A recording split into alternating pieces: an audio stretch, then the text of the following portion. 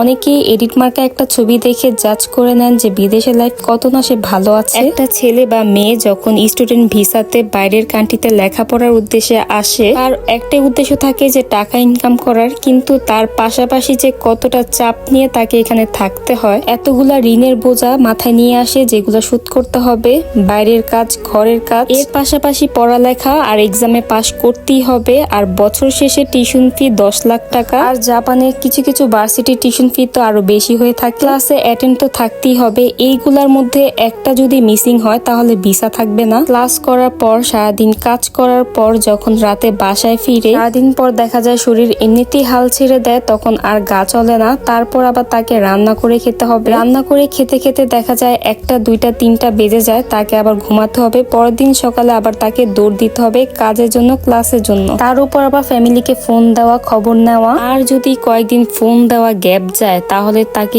এই ধরনের কথাও শুনতে হয় যে বড়লোক হয়ে গেছে, বেঈমান, উদ্ধার হয়ে গেছে, এখন আর খবর নেয় না। এর মধ্যে আবার আরো কিছু আছে যে ফ্যামিলির সাথে কথা বলার পর যে ওখানে টাকা দিতে হবে, ওই মানুষটা অসুস্থ, আত্মীয়র ওই দাওয়াতে যেতে হবে, কম দেওয়া যাবে না, বেশি দিতে হবে। আর বিদেশে থাকো বলে কথা, ফুটানি তো একটু দেখাতেই হবে, তাই না? আমি যেগুলা বললাম এইটা কিন্তু পুরোপুরি সত্য কথা। জাপানি স্টুডেন্ট লাইফ নিয়ে আমি কথাগুলো বলেছি। এই চাপ আর এতটা প্রেশার নিয়ে যে পার হতে পারবে তার জন্য তো ভালো। অনেকেই আছে যে এতটা চাপ বহন করতে পারে না। নিয়ে আসার পর এই ধরনের ঘটনা কয়েকটাই শুনেছি। অনেক স্টুডেন্টরা খুবই অল্প বয়সে স্ট্রোক করে মারাও গিয়েছে। বিভিন্ন টেনশনের কারণে এতটা চাপ তারা বহন করতে পারে নাই। আর জাপানে তো অল্পতেই ভিসা কেটে দেয়, এতটা হার্ড করেছে। এখন দেখা যায় 40, 50, 60 লাখ টাকা খরচ করে তাদের দেশে 5-6 বছর ধরে পড়ালেখা করেছে, তারপর কোম্পানি জব করে 8-10 বছর আপনি জাপানেই কাটিয়ে দিচ্ছে। দেখা যায় আপনার প্রতি সেই মর্যাদাটাও রাখে না যে অল্প খুঁটিনাটি দোষ পেলেই তারা ভিসা কেটে দেয়। আর এখন যেই কারণে সব থেকে বেশি ভিসা কাটা হচ্ছে সেটা হলো